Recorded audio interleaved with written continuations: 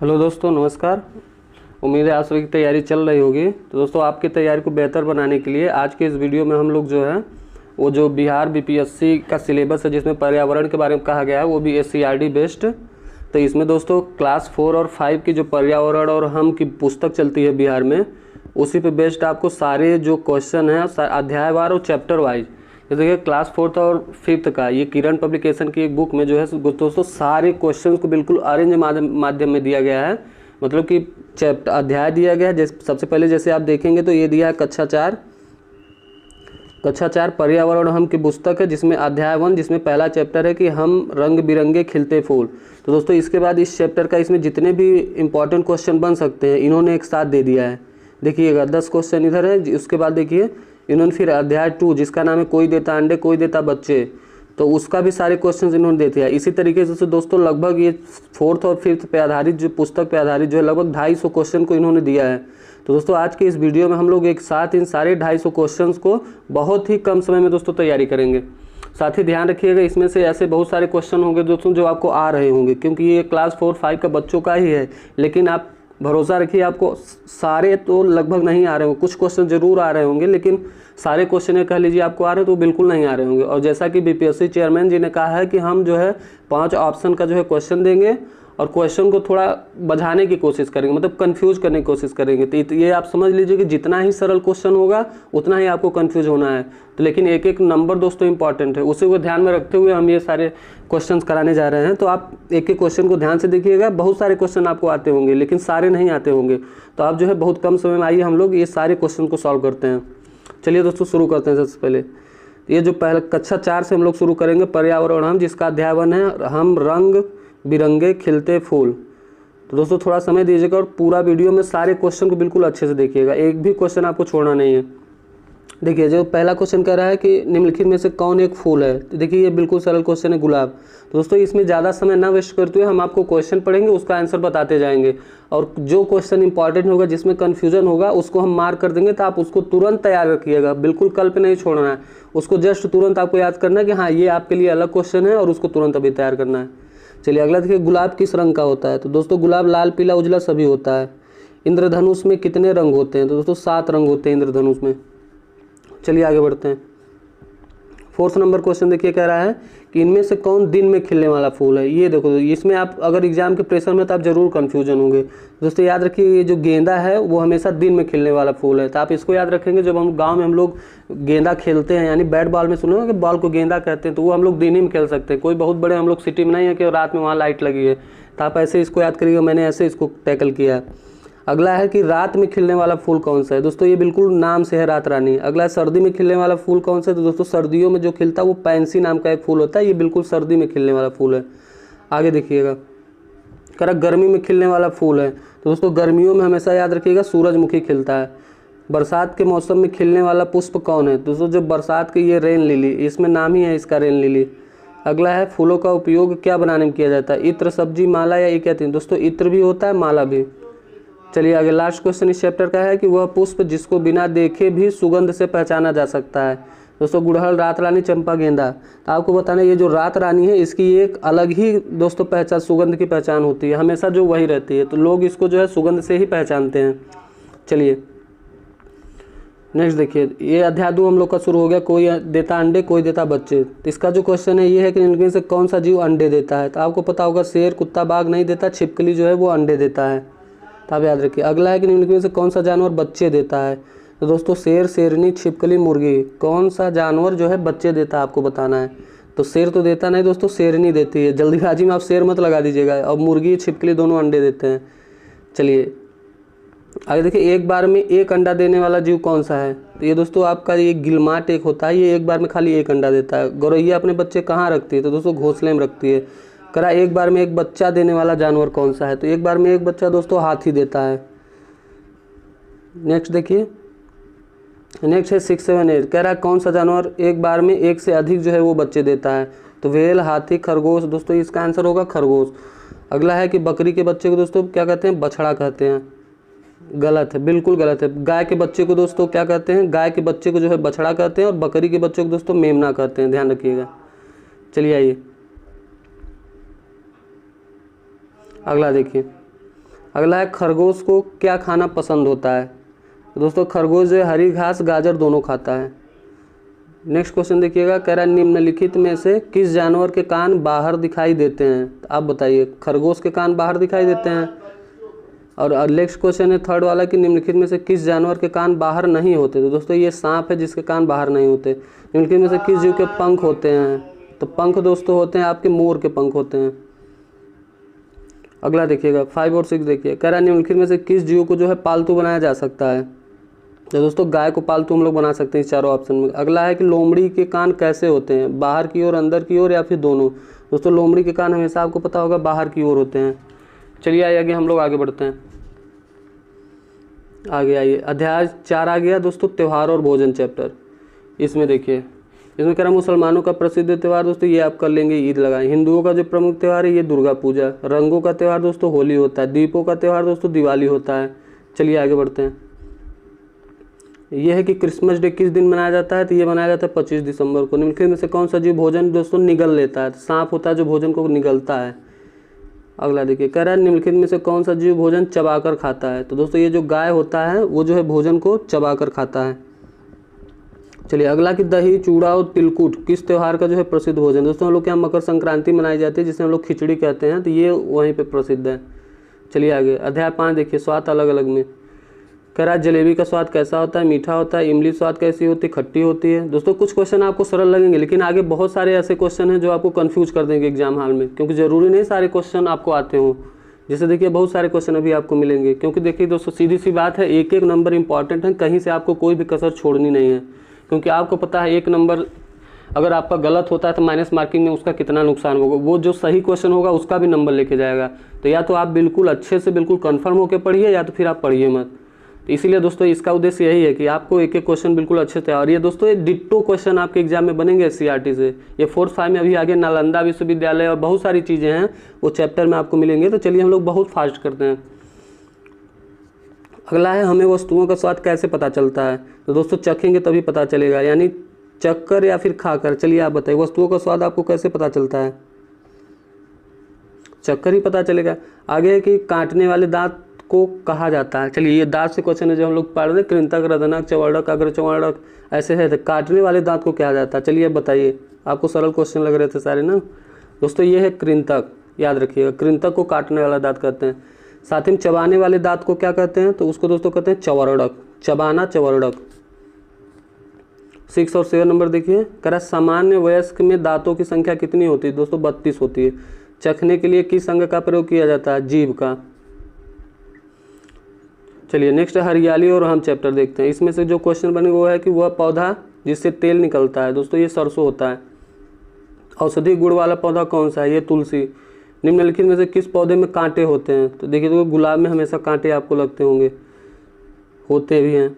अगला निम्नलिखित में से कौन छायादार वृक्ष है। दोस्तों जब केला, नारियल, खजूर और पीपल, पीपल में आप देखेंगे तो ये बिल्कुल छायादार वृक्ष है। पीपल को दोस्तों छाया मिलती है आपके नीचे। निम्नलिखित में से किस पेड़ से सबसे ज़्यादा ऑक्सीजन मिलता है। ये भी पीपल है जो सबसे ज़्यादा ऑक्सीजन देता है। अगला है कि निम्नलिखित में से कौन एक अनाज है। तो ये गेहूँ है। बहुत ही सरल क्वेश्चन है। चलिए आइए आगे बढ़ते हैं।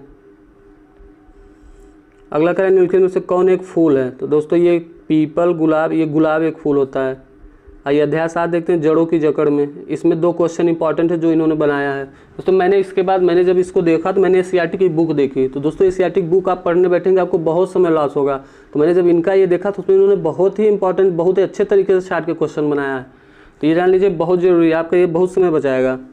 अगला है कि पौधों को बढ़ने के लिए किसकी आवश्यकता होती है। पानी, खाद दोस्तों दोनों की आवश्यकता होती है। नेक्स्ट है कि पेड़ की जड़ें कहाँ होती हैं, ज़मीन के ऊपर, ज़मीन के नीचे। तो दोस्तों ये ज़मीन के नीचे भी होती हैं पेड़ की जड़ें, और ज़मीन के कुछ के कभी कभी बाहर निकल जाती है, लेकिन ऐसा माना जाता है कि जड़ें हमेशा नीचे ही होती हैं। तो आप इसका आंसर यही लगाइएगा। चलिए नेक्स्ट है अध्याय 8 जो कि है देख तमाशा। इसमें है कि पतंग उड़ाने के लिए किसकी आवश्यकता है। पतंग, लटेन, धागा सभी की। पतंग किसकी बनी होती है, कागज़, प्लास्टिक, जी दोनों की। अगला है बिहार में पतंग किस अवसर पर विशेषकर उड़ाई जाती है। दोस्तों मकर संक्रांति पर। अगला है माँ के भाई को क्या कहते हैं। माँ का भाई है तो दोस्तों मामा ही होगा। चलिए आगे देखिए, जब देखिए मामा जी जब आए घर। अध्याय 9 देखिए, राखी बांधने के त्यौहार को दोस्तों रक्षाबंधन कहा जाता है। रक्षाबंधन के दिन स्त्रियाँ किसको राखी बांधती हैं, अपने भाई को बांधती हैं। चलिए आगे है कि राखी कहाँ बांधी जाती है। दोस्तों कलाई पर बांधी जाती है, कलाई पे। हाथ में ही कलाई होता है लेकिन इसमें आपको कलाई आंसर लगाना है। नेक्स्ट है कि माँ के पिता हमारे क्या लगेंगे। तो दोस्तों जो माँ के पिता होते हैं हमारे वो नाना लगते हैं। हमारी माँ की माँ हमारी क्या लगेंगी, नानी लगेंगी। चलिए आइए अध्याय 10 हम लोग देखते हैं दोस्तों, छठ पर्व और बच्चे। तो अध्याय 10 आप ध्यान रखिए, इसमें कह रहा है कि छठ पूजा किस राज्य का प्रमुख त्यौहार है दोस्तों, तो ये है बिहार का। और छठ पूजा किस माह में मनाई जाती है, ये क्वेश्चन चलिए बताइए। ये एक अच्छा क्वेश्चन है, छठ पूजा पूछ रहा है कि किस माह में मनाया जाता है, अश्विन, फागुन, चैत्र या फिर कार्तिक, बताइए दोस्तों। आप याद रखिए कार्तिक। छठ पूजा दोस्तों अपने बच्चों के क्या कहते हैं कि लंबी उम्र और हर एक चीज़ के लिए मनाई जाती है, सूर्यदेव की पूजा की जाती है। और इस छवि में देखिए कि चैत, अश्विन, फागुन, कार्तिक। कार्तिक एक जो है लड़के, मतलब कोई अपने बच्चे का नाम कार्तिक रख सकता है, तो मैंने ऐसे टैकल किया। तो छठ पूजा किस माह मनाई जाती है, कार्तिक में। और कार्तिक आर्यन को आप जानते ही होंगे। अगला कि छठ पूजा कितने दिनों का त्यौहार होता है, चलिए बताइए। बिहार से तो आपको पता ही होगा दोस्तों कि ये 4 दिन का हमारा छठ पूजा होता है। चलिए आगे, छठ पर्व में जो है किन की पूजा की जाती है, शंकर, विष्णु, ब्रह्मा या सूर्य की जाती है। चलिए आइए आगे चलते हैं। आगे कह रहा है दोस्तों कि इसमें 2 क्वेश्चन के, छठ पर्व में मनाया जाने वाले प्रसिद्ध व्यंजन कौन सा है, मिठाई, खीर, हलवा, ठेकुआ। दोस्तों ठेकुआ बनाया जाता है, ये मुख्य है। और छठ पर्व में स्त्रियां कहाँ खड़ी होकर सूर्य को अर्घ्य देती हैं, जल में, जमीन। दोस्तों जल में देती हैं। चलिए आइए, आओ बनाए नक्शा। इसमें भी आपको कुछ बहुत ही अच्छे क्वेश्चन देखने को मिलेंगे। इसमें पहला है कि नक्शे में खेतों को किस रंग से दर्शाया जाता है। चलिए बताएं, नक्शे में जो हमारे खेत होते हैं उनको कैसे दर्शाया जाता है, पीला, लाल, काला, हरा।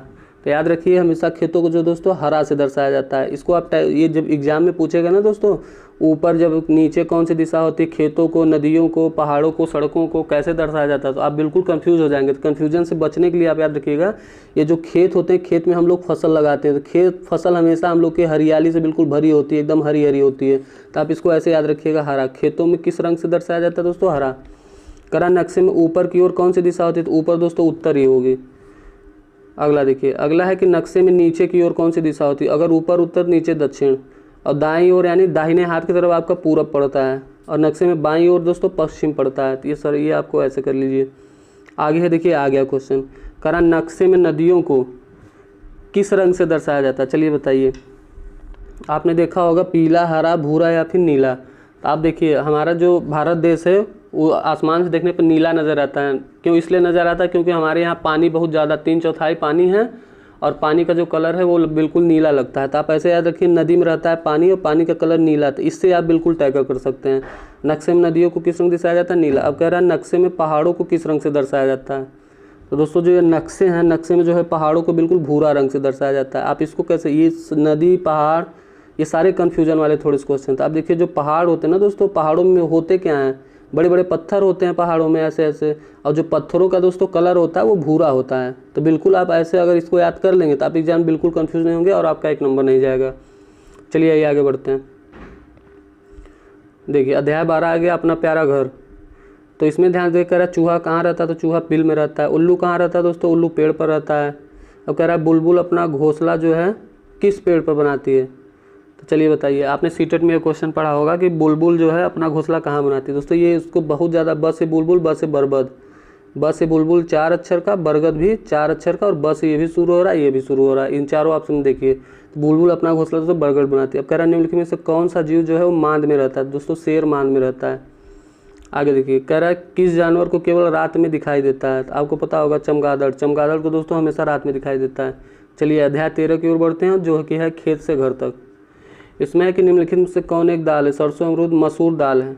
अगला निम्नलिखित में से कौन गर्मी में बोई जाने वाली फसल है। तो दोस्तों गर्मी में मक्का, गेहूं, धान। आप बताइए गर्मी में क्या बोया जाता है। ये जो मक्का फसल है दोस्तों ये हमेशा एकदम कड़ी कड़ाके की गर्मियों में बोया जाता है, ये मक्का ही होगा। अगला देखिए, कह रहा है निम्नलिखित में से किस फसल की बुआई दोस्तों सर्दी में होती है। गेहूँ, गन्ना, जौ। आपको पता होगा जब गेहूँ में पानी भरा जाता है तो आप जाते हैं तो बहुत सर्दी लगती है, या फिर गन्ना। चलिए इसका उत्तर बताइए। दोस्तों इसका उत्तर होगा जौ और गेहूँ। गेहूँ के साथ ही तो जौ को भी बोया जाता है। तो याद रखिए सर्दियों में जब ये होता है, आप गांव में होंगे तो आप पानी भरने गेहूँ में लगाने गए होंगे, एकदम दिसंबर, एकदम मत ठंडी में। हम भी गए हैं दोस्तों, इस वजह से मुझे याद है। तो ऐसे मैंने याद किया कि सर्दी में जो है गेहूँ और जौ बोया जाता है। चलिए ये आगे 4, 5, 6 देखिए, कह रहा है निम्नलिखित में से कौन एक सब्जी है। तो दोस्तों ये जो पालक ये सब्जी है। निम्नलिखित में से बीज से तैयार होने वाली फसल है। दोस्तों बीज से तैयार होने वाली फसल कौन सी है, अनार, धान या फिर अरहर। चलिए बताइए बीज से क्या तैयार होता है। आपको पता है धान तो धान के लिए बेहन हम लोग लगाते हैं, लेकिन ये जो हम लोग का अरहर होता है ये बीज से तैयार होता है। अगला है कि निम्नलिखित में से कौन बीजड़ों से तैयार होने वाली फसल है, मतलब बीजड़ कर करके लगाया जाता है, ये फसल कौन सी है जो बीजड़ों से तैयार होती है। दोस्तों आपने धान पैदा किया तो आपको पता पहले बेहन डाला, उसके अंदर निकाला जाता है, फिर उसको फिर से लगाया जाता है, तो यही इसका आंसर है। आइए अध्याय 14 बढ़ते हैं, माघ मेला और खेल, बाल मेला और खेल। तो ये जो बाल मेला खेल से कुछ क्वेश्चन है, इसमें है निम्न में से कौन घर पर खेला जाने वाला खेल है। कैरम, कैरम दोस्तों घर पर है। निम्नलिखित में से कौन घर के बाहर खेला जाने वाला खेल, दोस्तों क्रिकेट।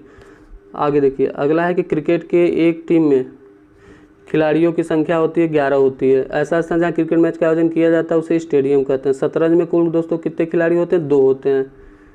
चलिए बहुत ही फास्ट करेंगे क्योंकि दोस्तों ज़्यादा समय इसमें वेस्ट करने से कोई मतलब नहीं है, बस आप कुछ क्वेश्चन होंगे जो आपके लिए बहुत अच्छे होंगे, तो आप बस ध्यान रखिए।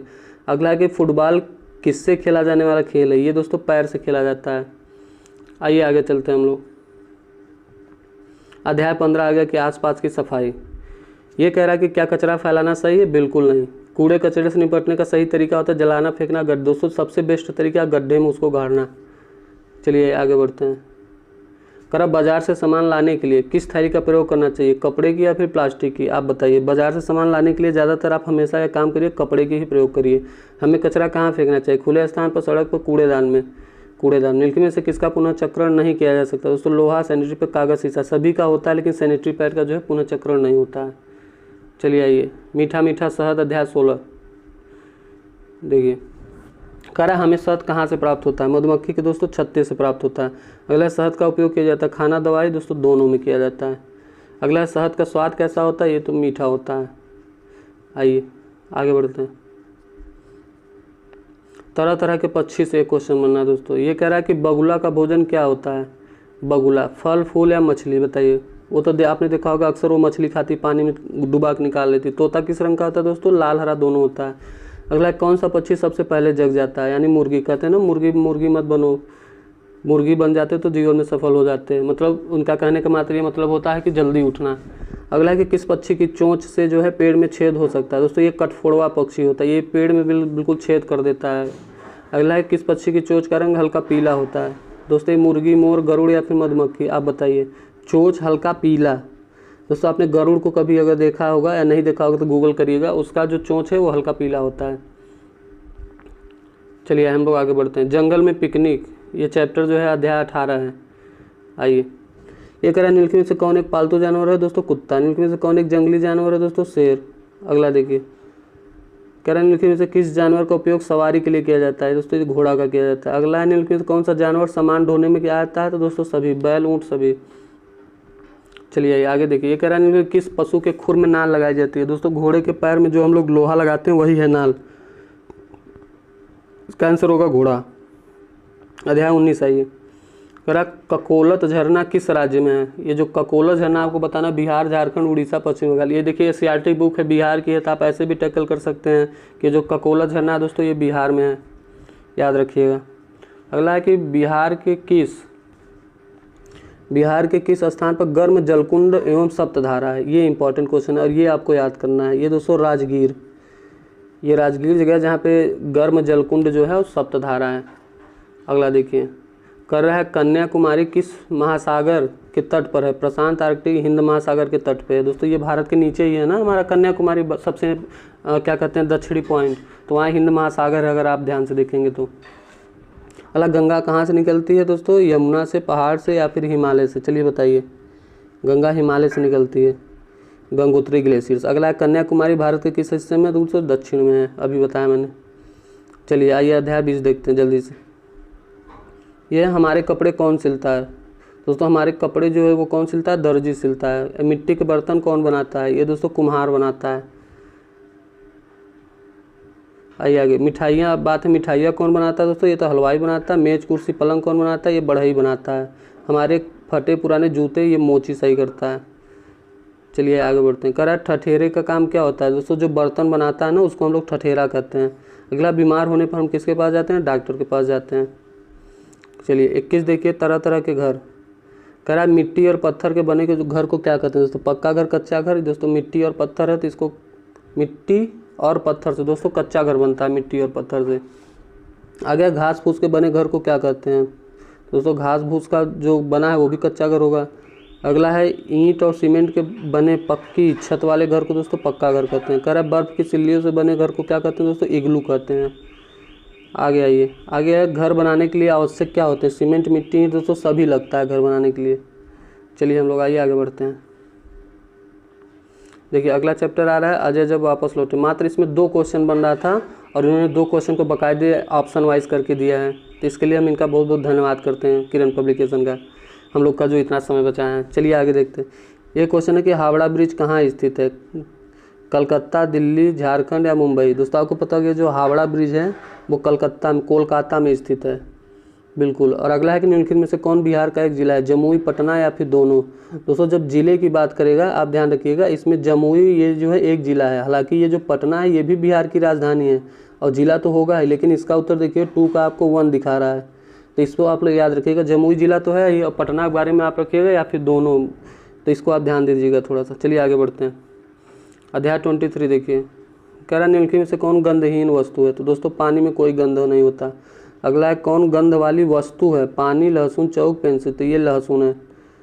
ये कह रहा है स्कूल की घंटी की आवाज़ कैसी होती है? तो ये टन टन टन टन घंटी बजती है दोस्तों।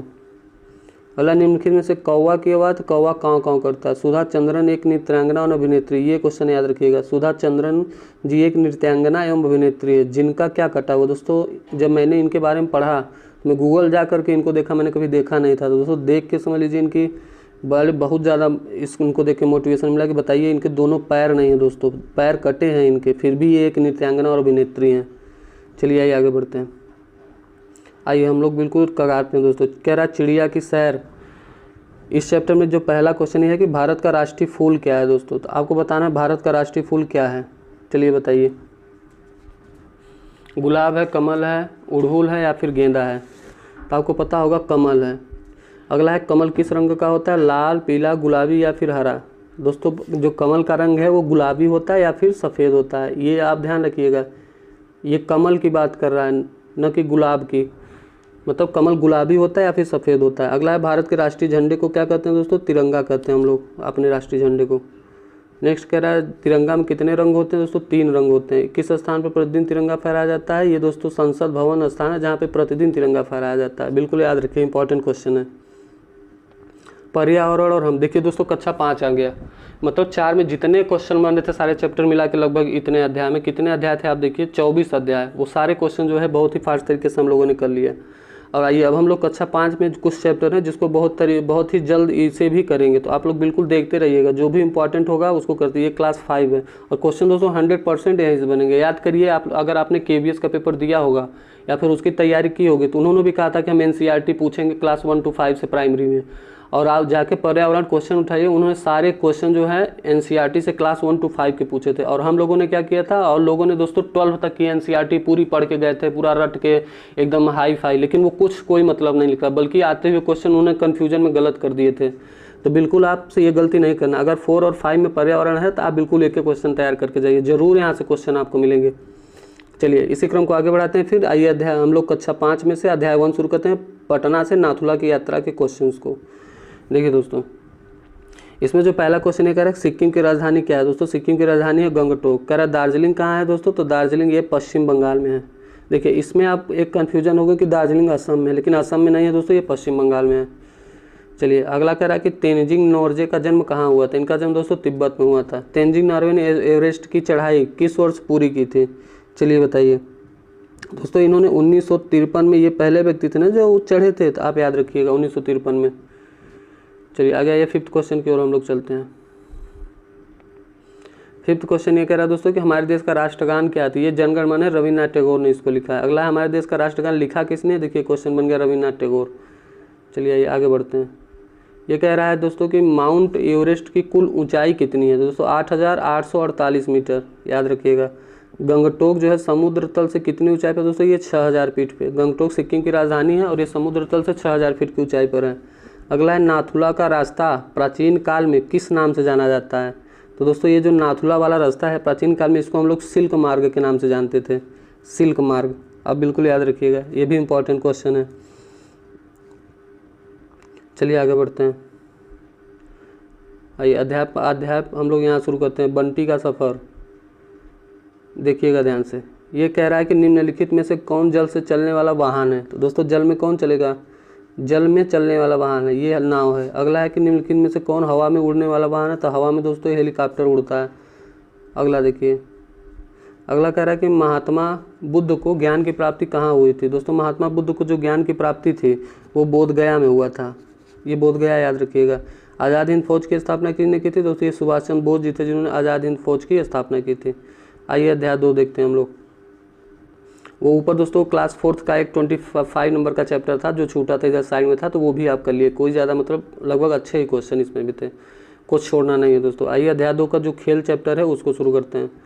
ये कह रहा है कि लुका छिपी कहाँ खेला जाने वाला खेल है। तो ये दोस्तों घर के अंदर खेला जाता है। लूडो में कितने खिलाड़ी खेल सकते हैं, 4, 5, 6, आप बताइए। चलिए आपने तो पूरे लॉकडाउन में लूडो लूडो लूडो करके कोहराम मचाया था।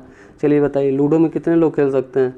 देखो जनरली देखा जाए जो कागज़ का लूडो होता है उसमें 4, और यही आप आंसर भी लगाइएगा। आप मोबाइल वाला सोचेंगे उसमें तो 5, 6 सभी खेल सकते हैं, लेकिन आपको 4 ही लगाना है।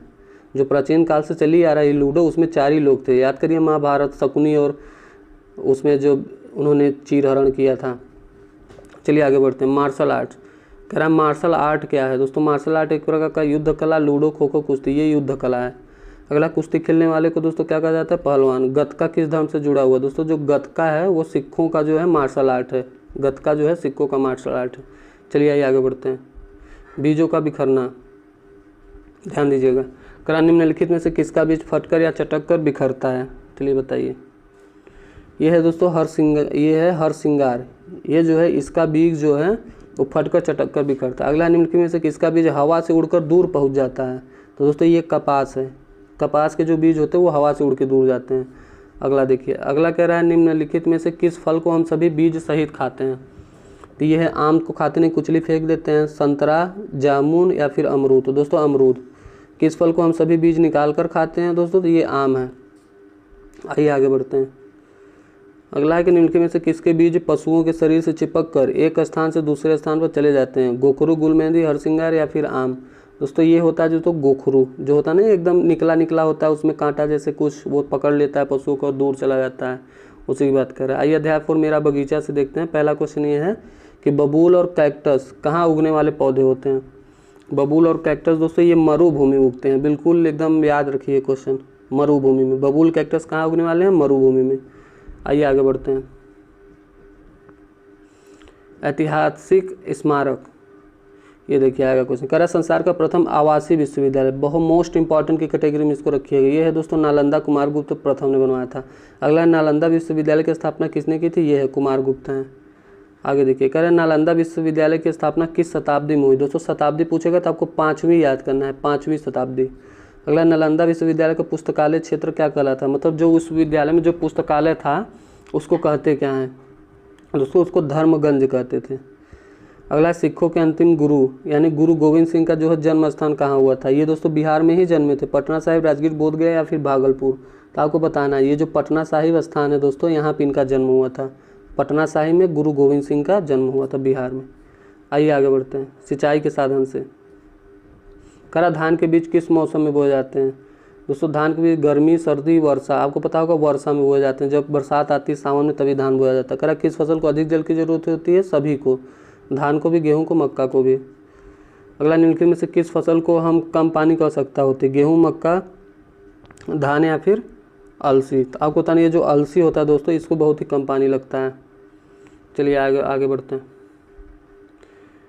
ध्यान दीजिएगा। 4th क्वेश्चन करें निम्नलिखित में से कौन सिंचाई का साधन है। सिंचाई का साधन नदी, नलकूप, सभी से हम लोग सिंचाई कर लेते हैं। अगला है निम्नलिखित निश्चित अंतराल पर खेतों को विभिन्न साधनों की सहायता से पानी उपलब्ध कराना क्या कहलाता है, ये सिंचाई कहलाता है। हम लोग सिंचाई ही तो करते हैं निश्चित समय पे। चलिए आइए, जितना खाओ उतना पकाओ, अध्याय 7। करेंट के किस खाद्य पदार्थ को लंबे समय तक सुरक्षित रखा जा सकता है। तो ये दोस्तों मुरब्बा को हम लोग कई दिन तक रख के खाते हैं। अगला है निम्नलिखित किस खाद्य पदार्थ को लंबे समय तक संरक्षित नहीं किया जा सकता। अचार, नमकीन, मुरब्बा, सब्जी। दोस्तों सब्जी खराब हो जाती है 1-2 दिन में। अगला देखिए, करा भोजन को कुछ दिनों तक संरक्षित करने के लिए हम किसका प्रयोग करते हैं। दोस्तों फ्रिज। हमें कैसा भोजन खाना चाहिए, बिल्कुल ताज़ा। अगला है कि किस मौसम में भोजन जल्दी बासी हो जाता है। तो गर्मियों में होता होगा, इसका आंसर होगा गर्मी। चलिए आगे बढ़ते हैं। आगे देखिए, कह रहा है रास की जंग मलेरिया के संग। एक क्वेश्चन कंफर्म है यहाँ से। हालांकि मलेरिया कैसी बीमारी है, लाइलाज संक्रामक, दोस्तों संक्रामक है। जिसको मलेरिया हो जाए उसके ज़्यादा पास नहीं होना चाहिए, हो जाता है हम लोग को भी। अगला, मलेरिया किसके काटने से होता है, मच्छर, मादा एनाफ्लिस से। रोनाल्ड रॉस का जन्म कहाँ हुआ था दोस्तों, इनका जन्म उत्तराखंड में हुआ था। ये भारत में हुआ था, कहीं और मत सोच लीजिएगा नाम से जाके। अगला है, मलेरिया के लिए एकमात्र इलाज क्या है दोस्तों, जो कुनैन की पत्तियाँ है यही मलेरिया की एकमात्र इलाज था, पहले की बात कर रहा है। अगला है कि मलेरिया किस मच्छर के काटने से होता है, मादा एनाफ्लिस। आइए अध्याय 9 देखते हैं, मैंने नक्शा बनाया। इसमें से भी एक क्वेश्चन ये कि बिहार में कुल कितने ज़िले हैं दोस्तों, 38 ज़िले हैं। अगला है कि वैशाली ज़िले के पूरब में, वैशाली जो है ज़िले के पूर्व में कौन सा ज़िला है, तो आपको ये बताना है। वैशाली ज़िले के पूर्व में दोस्तों याद रखिएगा समस्तीपुर है, पूरब में पूर्व समस्तीपुर। अगला है बिहार का सबसे बड़ा ज़िला है, तो दोस्तों ये पश्चिमी चंपारण जो है ये बिहार का सबसे बड़ा ज़िला है, याद रखिएगा।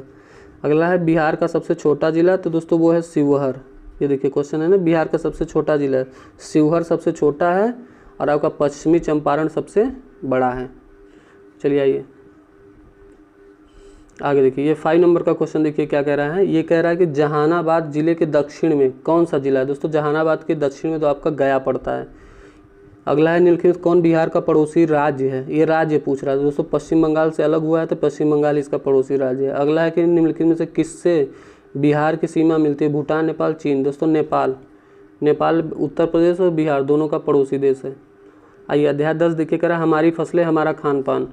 ये कह रहा बरसात में लगाई जाने वाली फसलों को क्या कहते हैं, खरीफ की फसल, रबी की फसल। दोस्तों खरीफ की फसलें, धान बरसात में ही लगाई जाती है। सर्दी में लगाई जाने वाली फसल को क्या कहते हैं दोस्तों, रबी की फसल कहते हैं। अगला देखिए, गर्मी में लगाई जाने वाली फसल को दोस्तों जायद की फसल कहते हैं, खरबूजा वाला। चलिए नेक्स्ट देखिए, नेक्स्ट कह रहा है कि केला बिहार के किस ज़िले में मुख्य तौर पर उगाई जाती है। केला जो है वो बिहार के किस ज़िले में, ये जो दोस्तों बिहार का जो वैशाली जगह है यहाँ पे विशेष तौर पे केला ही लगाया जाता है। अगला, भागलपुर में उगाई जाने वाली मुख्यतः फसल कौन सी है, तो धान सबसे ज़्यादा भागलपुर में उगाई जाती है। अगला, प्याज बिहार के किस ज़िले की मुख्यतः फसल। ये दोस्तों देखिए तीनों क्वेश्चन आपको याद करना, बिना याद के इसका कोई उपाय नहीं है। ये जो प्याज है ये लखीमपुर और जमुई दोनों जगह में दोस्तों बोया जाता है। चलिए आगे बढ़ते हैं। 7 नंबर देखिए, कह रहा है चना बिहार के किस जिले की मुख्यतः उगाई वाली फसल है, तो इसका ऑप्शन इधर ऊपर है, ध्यान दीजिएगा थोड़ा। बांका, मधेपुरा, भागलपुर या फिर पूर्णिया। तो ये दो मधेपुरा है दोस्तों, यहाँ पे चना सबसे ज़्यादा होता है। आइए अध्याय 11 देखते हैं, जंतु जगत सुरक्षा और संरक्षण। कह रहा मछुआरा अपनी जीविका कैसे चलाता है, मछली मारकर। अगला है, बिहार के किस जिले में अभ्यारण्य है, पश्चिम चंपारण, बेगूसराय या फिर दोनों में। दोस्तों बिहार का जो ये पश्चिम चंपारण और बेगूसराय दोनों जगह में जो है अभ्यारण्य है। अगला के, बिश्नोई किस राज्य की एक जनजाति है। बिश्नोई का दोस्तों एक क्वेश्चन पूछ लेता है, बिश्नोई का अर्थ क्या है, तो उसका अर्थ है दोस्तों 29 यानी 29, और ये राजस्थान की एक राज्य है। अगला है, बिश्नोई का अर्थ, ये देखिए क्वेश्चन भी बनाया 29। नेक्स्ट देखिए, करें निम्नलिखित में से कौन सा जीव जंगल में विलुप्त हो गया है, तो कौवा, तेंदुआ, हाथी से। दोस्तों तेंदुआ जो है वो विलुप्त हो रहा है या हो गया है आप कह सकते हैं। चलिए, मान गए लोहा चैप्टर में देखिए कह रहा है विश्व विकलांगता दिवस कब मनाया जाता है। दोस्तों ये जो लास्ट महीने का तीसरा दिन होता है, लास्ट महीने का तीसरा दिन, वहाँ पे जो है दोस्तों विश्व विकलांगता दिवस, जिसे दिव्यांग दिवस कहते हैं, मनाया जाता है। चलिए आइए आगे बढ़ते हैं। कह रहा है नेत्रहीन लोग किस लिपि द्वारा पढ़ते हैं, दोस्तों ब्रेल लिपि। लुई ब्रेल ने इसकी खोज की। 4 जनवरी को हम लोग ब्रेल दिवस भी मनाते हैं। अगला 4 जनवरी या 4 फरवरी को, थोड़ा कंफर्म कर लीजिएगा। अगला है, जो बोल नहीं सकते उन्हें क्या जाता है, उन्हें मूक कहा जाता है। शारीरिक भिन्नता वाले लोगों को क्या कहा जाता है, दोस्तों शारीरिक भिन्नता वाले को दिव्यांग कहा जाता है। अगला है, ब्रेल लिपि की खोज। देखिए लुई ब्रेल, लुई पास्चर मत लगा दीजिएगा, लुई ब्रेल। आइए अध्याय 13 पानी हम का जो पहला क्वेश्चन कह रहा है, समुद्र का पानी कैसा होता है दोस्तों, नमकीन होता है। अगला है, पृथ्वी का कितना प्रतिशत भाग जो है जल से घिरा है, तो ये दोस्तों 71%। आप 78 मत लगाइएगा, जब 78 देखिएगा तो आपको याद आएगा यह नाइट्रोजन का प्रतिशत है वायुमंडल में 78%, और ऑक्सीजन जो है वो 21%। अगला, हाल ही के वर्षों में बिहार में किस वर्ष जो है वो भयंकर बाढ़ आई थी, चलिए बताइए बिहार में जो है वो कब भयंकर बाढ़ आई थी।